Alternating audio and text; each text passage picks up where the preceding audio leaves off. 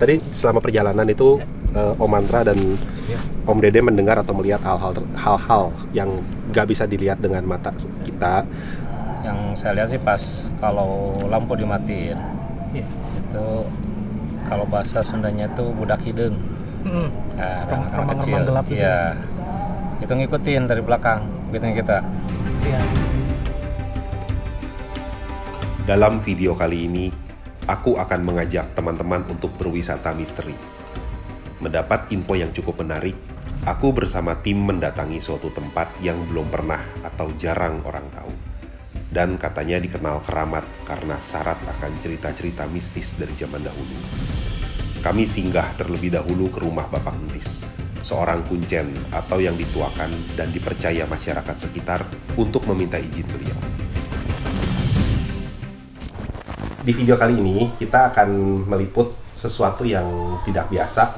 Bahkan boleh bilang kita pertama kali ke tempat ini dan mungkin kita yang pertama untuk meliput atau melihat kondisi Gunung Anjing Banjaran ya. Gunung Anjing Banjaran.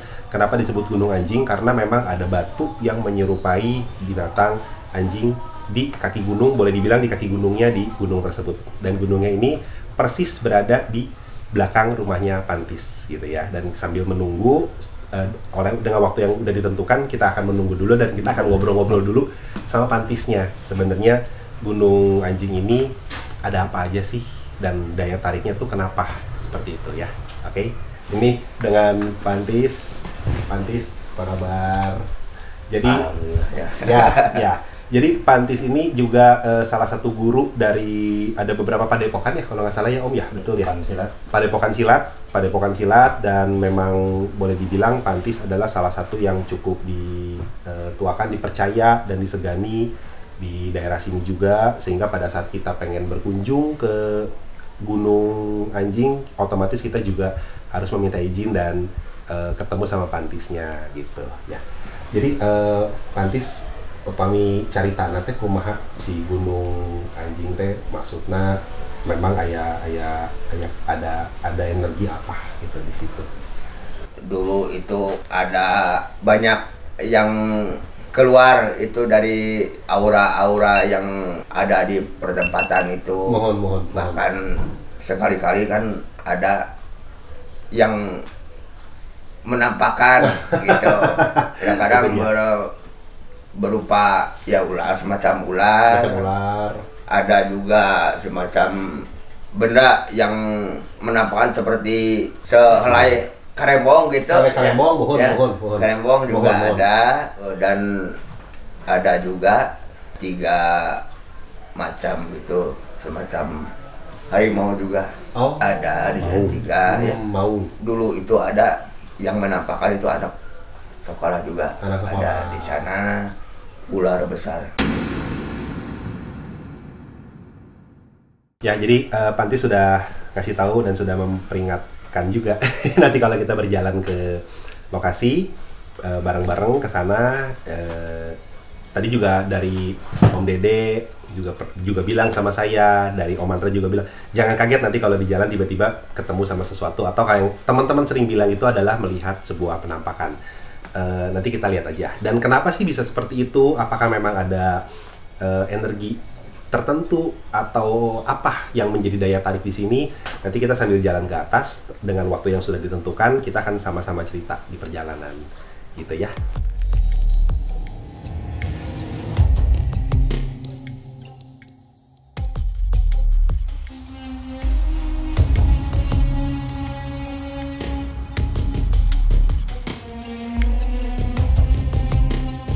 Oke guys, jadi setelah kita bersilaturahmi dan meminta izin kepada Pantis, kita memulai perjalanan. Sekarang jam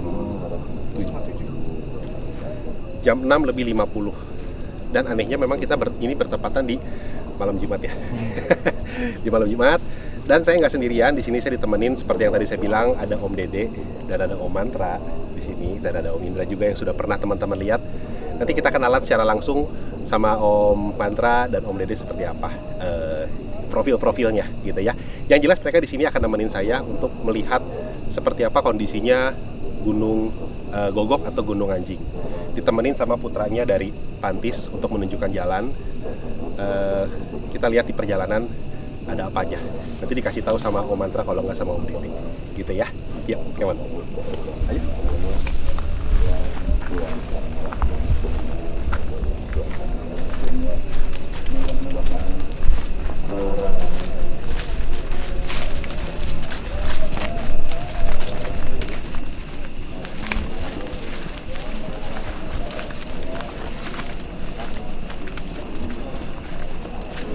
Jadi di Gunung Gogok ini atau Gunung Anjing ini kita memang banyak orang-orang yang suka datang ke sini untuk, dengan kata lain itu bahasa secara globalnya adalah bertapa atau meminta ilmu atau mengisi ilmu.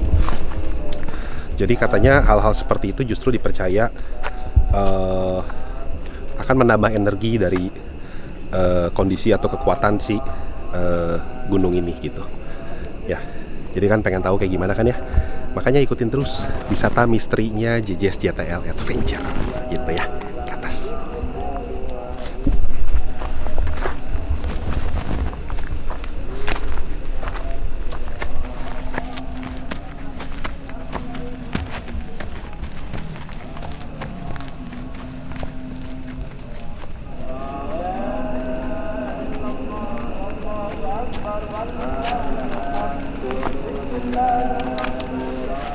Om Mantra dan Om Dede yang nemenin saya. Ya kan, Ra?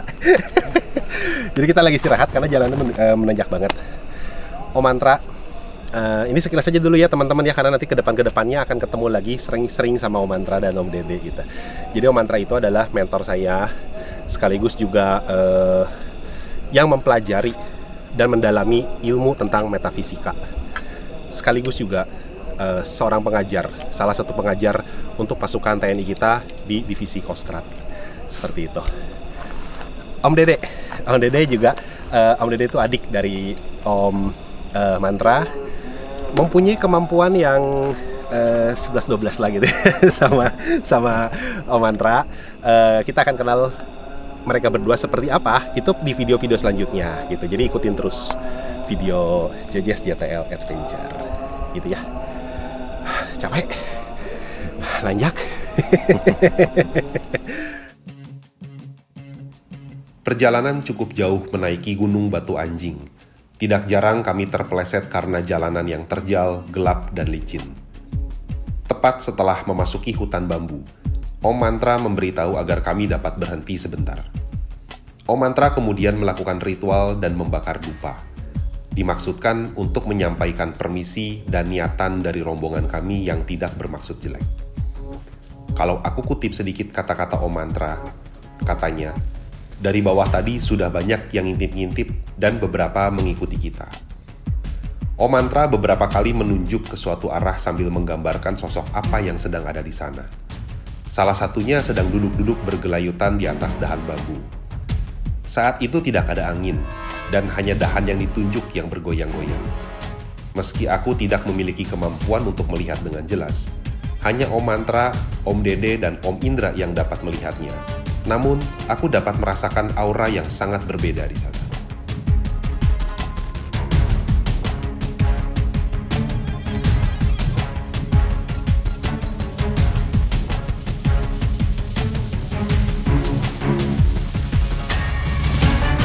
Kita sudah sampai di puncaknya, tapi menuju ke Batu Anjing atau Batu Gogok tuh masih harus berjalan lagi dan agak menurun.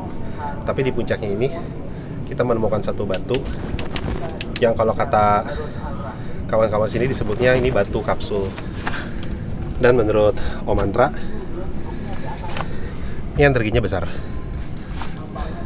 Besar banget ya Om ya? Ya. Ini ya. Ini besar. Di sebelah kanan juga ada batu. Jadi memang mungkin ini salah satu spot yang tepat kalau memang orang-orang ingin mendapatkan ketenangan sekaligus menyerap energi atau boleh dibilang bertapa dan lain-lain. Jadi ada daun pisang, dan pada saat kita lewat tadi itu ada aroma wewangian seperti bunga begitu yang kecium sama kita tadi gitu ya. Om bisa ceritain sedikit pengertian energinya besar tuh gimana ya? Jadi kalau secara ilmu metafisik, jadi si batu ini menyerap energi sangat besar dari bumi ya. Jadi ini seperti magnet. Dan bagi orang-orang yang punya kemampuan supranatural, ini bisa seperti baterai ya. Buat ngecas, mungkin makanya ada di sini orang mungkin tirakat atau bertapa ya. Dan ini juga si batu ini ada yang jaganya.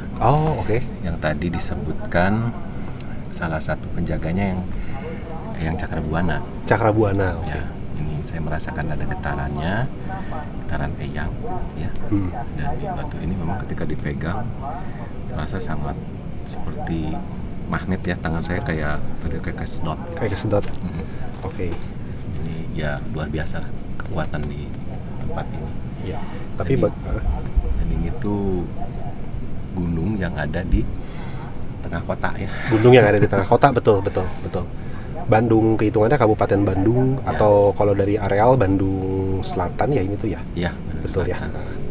Masih mempunyai tempat yang bagus, energi yang kuat dan udara juga cukup sejuk kan di sini. Mendukung ya. Jadi secara sirkulasi udara dan lain-lain semuanya memang posisinya sangat mendukung sekali kalau di sini ya. Iya. Oke.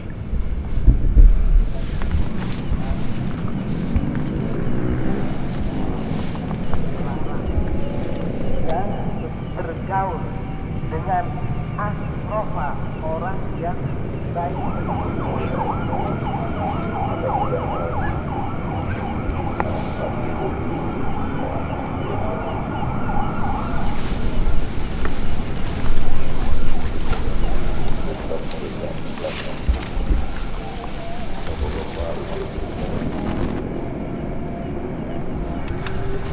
Di puncaknya akhirnya kita mencapai ke titik batu gogok atau batu anjing. Memang kalau dilihat itu memang mirip bentuknya itu seperti seekor anjing atau gogok. Inilah cikal bakal kenapa akhirnya gunung ini disebut gunung anjing atau gunung gogok. Ya, dari sini sebenarnya kita akan pulang menyusuri jalan yang tadi tapi sedikit lebih landai. Tapi kita akan ngobrol dulu sama dua narasumber kita. Jadi ini posisi batu kalau dari arah jalan pergi itu sebelum ketemu city view dan sebelum ketemu sama batu anjing. Ini ada satu batu besar. Kelihatannya kayak ditempelin begitu, tapi sebenarnya itu tuh menyatu. Dan menurut cerita dari Om Mantra, apa yang Om Mantra rasakan itu ini adalah justru sumber energi yang terbesar yang ada di sini. Betul ya Om ya? Iya. Jadi di sini tuh seperti lautan ya, lautan energinya. Jadi bagi orang yang punya kemampuan ya menyerap energi sangat bagus di sini, ini energinya tidak terbatas. Ya, ini powernya sangat luar biasa besar. Di sini tuh ya yang ini ya. Jadi ya cocok sih kalau orang-orang yang suka melakukan penghimpunan chi ya. Iya. Cocok di sini. Iya. Tapi memang setelah kita jalan sampai sini nih Om Mantra, meskipun kata orang katanya gunung anjing ini kan atau gunung gogok ini dibilang angker ya. Angker, menyeramkan. Apa karena memang saya ditemenin sama Om Mantra dan Om Dede jadi merasa tenang, atau sebenarnya auranya itu tidak seseram itu sebenarnya, atau gimana ya? Ya itu dua-duanya bisa ya. Jadi pertama kan ketika kita pergi dari bawah, kita mau naik bawah kan kita permisi dulu. Betul. Permisi dulu. Jadi mereka-mereka yang ada di sini juga menerima. Menerima kita, mendukung kita, karena kita kan memang di sini tidak berbuat hal yang tidak gitu. Betul. Jadi perjalanan ke sini lancar dan sudah sampai atas itu capeknya hilang. Betul. Ya. Betul. Tadi di bawah kayak habis tenaga. Ya, karena nanjak terus kan. Ya, udah sampai sini ya logikanya sih masih capek kan. Tapi seolah-olah seperti ada kekuatan yang lain yang mengisi kita dan kita merasa segar gitu. Itu juga ada hubungannya ya sebenarnya ya. Tadi Mas Indra kan langsung merasa segar ketika di antara batu kapsul tadi. Di sini ya. Jadi kita itu dicas, kita itu ada di lautan energi. Secara ini jadi tubuh fisik kita memang lelah, tapi tubuh energi kita itu terisi penuh. Ya. Dan nanti itu mengalir ke tubuh fisik. Nanti juga kita pulang juga nggak akan kelelahan. Ini kita beruntung ada di sini. Ya. Bisa menikmati, bisa merasakan energi yang sangat besar. Ya, luar biasa ya. Om Dede, tadi sempat lagi perjalanan naik, sempat ngelihat apa atau ngerasain atau ngedengar sesuatu? Yang saya lihat sih pas kalau lampu dimatiin, itu kalau bahasa Sundanya itu budak hideung. Nah, anak kecil, gelap gitu. Itu ngikutin dari belakang, ngikutin kita. Ada sempat narik-narik minta sesuatu gitu. Makanya tadi air minum saya ditarik jatuh. Sempat ada yang ngerjain. Ada yang ngerjain diambil. Terus ini juga botol ini juga tadi jatuh juga botol ini. Jatuh juga saya ambil lagi. Kalau yang ini airnya udah saya biarin aja. Terus pas kita udah mau nyampe ke batu ini kayak ada dengar suara tadi katanya. Ada suara yang kayak ketawa gitu. Terus kayak ada seorang yang kayak ngehardik ke anak-anak itu, suruh jangan ikut ke atas. Ada yang menghalau. Kalau kelihatannya sama saya cocoknya kayak sesepuh gitu, kayak orang yang kakek-kakek udah tua ya. Jadi ada cerita juga dari para sepuh di sini yang menceritakan bahwa terdapat harta karun yang begitu besar dari yang ditinggalkan oleh para karuhun. Para karuhun itu artinya para leluhur ya, para leluhur eyangnya eyang katakanlah seperti itu, yang memang sengaja disimpan di sini. Dan memang sampai sekarang masih banyak aja orang yang berusaha untuk mencoba menarik itu dengan berbagai macam kekuatan atau ilmu gaibnya. Tapi sayangnya memang banyak yang maksudnya adalah untuk kepentingan pribadi atau memperkaya diri, seperti itu gitu. Cuman apapun itu, saya sebagai orang awam yang percaya dan pengen mengenal lebih dalam mengenai ilmu metafisik, sampai saat ini belum merasakan hal-hal yang mengganggu, dan saya merasa tenang, merasa senang ada di sini gitu. Nih, Om Teguh kalau pegang ini ketiban dapat sesuatu yang positif dan rezeki nggak? Gitu teman-teman. Oke. Tadi selama perjalanan itu Om Mantra dan Om Dede mendengar atau melihat hal-hal yang nggak bisa dilihat dengan mata kita, tapi Om Dede itu menunjuk, Om Mantra itu menunjuk ke tempat itu dan kita fotokan. Mudah-mudahan nanti kita bisa gambarkan bentuknya ya. Jadi itu disebutnya orbs atau mungkin siluet dari energi yang terlihat sedikit. Nanti kita akan tunjukkan, mudah-mudahan terlihat ya, mudah-mudahan gitu. Salah satu foto yang diambil Om Mantra dan setelah kita coba perbesar, terlihat sebuah sosok yang cukup menyeramkan. Sosok penghuni yang sudah ada dari zaman dahulu. Ya, itu aja. Kita jalan pulang. Kita akan lanjut ke tempat kedua. Tempat yang katanya jalanan yang areal yang orang warga sana takut untuk lewat karena serem banget. Seperti apa? Saksikan aja di video selanjutnya.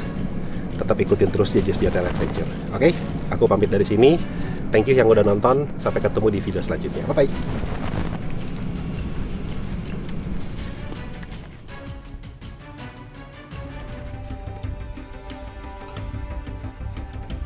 Di episode selanjutnya, sambil jalan pulang, kami mengunjungi tempat pemakaman yang konon cukup angker. Tidak ada warga yang berani melintas ke daerah sana jika hari sudah gelap. Apa saja keanehan yang kami rasakan, saksikan di video selanjutnya.